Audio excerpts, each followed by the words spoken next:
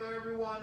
Welcome to another 1230 Facebook Live here with Arizona Science Center. My name is Maverick, and Camp Innovation has been taking over the Facebook Lives for the summer, all summer. So every Monday through Friday at 12:30, we are going to be doing awesome different Facebook Lives. So keep on tuning in. Tune in if you haven't tuned in before until today. Just keep checking it out. We got a lot of cool stuff. And each week we're going to theme it to what our different camps are. Now this week we have been doing our secret agent camp.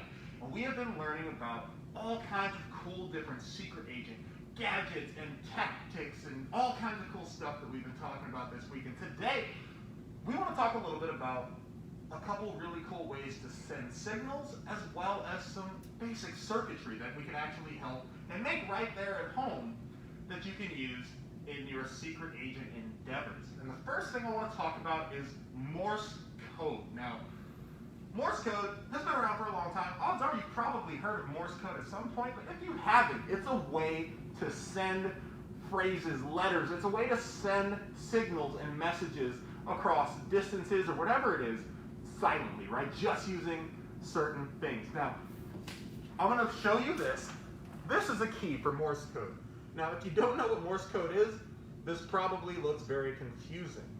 But I'm going to show you all of the different ways that we can send Morse code. Not all of the different ways. I'm just going to show you a couple different ways that we can send Morse code. Now, Morse code is a series of dots and dashes, like short and then long. So you can do this just by blinking, which is what a lot of secret agents do. Let's say you get captured as a secret agent. You can send a signal just using your eyes. So the signal for SOS, which is one of the most common Morse code symbols that's out there, that's been used for years to signal that somebody is in danger, right? It means save our ship, so they use it a lot in the Navy. Is S is 3 dots, O is 3 dashes, and S is 3 dots again. So if you look at my eyes, I'm going to send it just by blinking. Ready? Dot, dot, dot, dash, dash, dash, dot, dot, dot. That's all you need to do. That is Morse code right there. And you can do it with a lot of different things. You can do it with a flashlight. Ready? Dot, dot, dot, dash, dash, dash, dot, dot, dot. It's really simple. And you can do the whole alphabet. There's also, expanded onto this, there's also numbers that you can use using Morse code. And it's a really, really efficient way and a really widely known way to send signals if you were being a secret agent. Now, another cool thing that I'm going to show you how to create that you can also use to send Morse code is a paper circuit. Now, something like this will allow you to light something like a little LED light, and you can make your own switch. So this just looks like a little nothing here. Then you press that. So dot, dot, dot, dash, dash, dash, dot, dot, dot. SOS again, using my paper circuit. We're going to show you how to make a paper circuit. All you're going to need is a piece of paper. You're going to need a little LED light, little LED bulb right here. They sell these in really large packs, but you just get a little LED bulb, whatever color you want. You're going to need some copper tape, some conductive tape, because we are working with electricity, so it needs to be conductive to be able to send those electrons through. Some scissors and some scotch tape or some type of clear tape that you can put over the top when you're done. Now, the first thing I like to do and of course, you need an energy source. You need a coin cell battery right here. Some type of energy source, a different battery. You can experiment at home with what you want, but this is just a little coin cell battery. Really, really cheap, easy way to do it. Now, what I like to do when I do this is draw out the diagram of what I want to do. So I drew a little something on the other side. It's pretty basic right here, but you want your battery, your negative and your positive side, your LED light, which is you're gonna have the negative and the positive side as well. And these are going to be where your circuits actually run. I like to do it in the corner so I can add a switch. Just like you see right here, how I can switch it on and off so it's not constantly going. Then all you need to do is you need to set your tape up.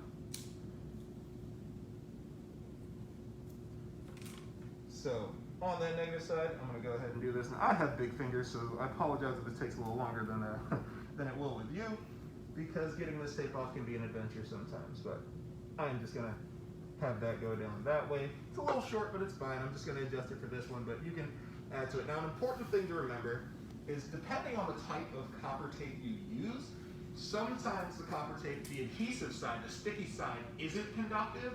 So when you're making something with these turns, you want to just use, if it's not conductive, you just want to bend it. You don't want to use multiple pieces because the sticky side on top isn't going to actually conduct the electrons. So what I'm going to do is I'm going to have my two pieces that go right along there. They're not touching. You want to make sure that they're not touching. Actually, I'm going to retape this one because this one's just a little short. So I'm going to retape that. You want to make sure that they're not touching because you want the negative and the positive sides to be having their own separate words that I'm trying to use that are very difficult for me to use right now. Their own separate pathways, right? If they start touching, the electrons aren't going to be able to flow fully through. So,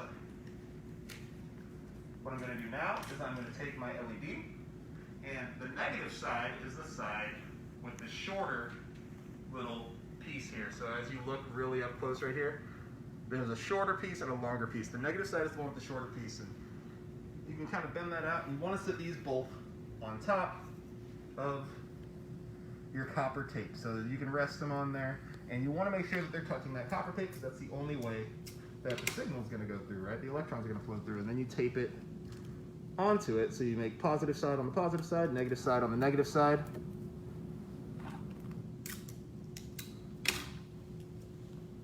You want to make sure that you tape them down nice and hard so they are in contact with that copper tape. And the next thing you're going to do is you're going to test it out, right? So you'll take your battery and you can try it on different sides to see how it works, but you want to make sure that it's on top of the positive side, so then when you close this over, hopefully, and I say hopefully because sometimes things don't work the way we want them to, and then you got to kind of experiment why. There we go. So hopefully when you close that switch, it turns the bulb on, it turns it off, and then you can just tape this down on top of there, because if they were both on top of each other, they're not going to work, right? So that's why you need that separate pathway. So you can experiment with this. You can make all kinds of cool different pathways, whatever you want to do, and make your own paper circuits at home. You can use these to send Morse code. You can use these to make really cool designs, like maybe around Christmas time, you can make a little Rudolph with a red nose or something. You can make all kinds of cool different designs. Now, all kinds of cool stuff you can do at home, but please tune in again.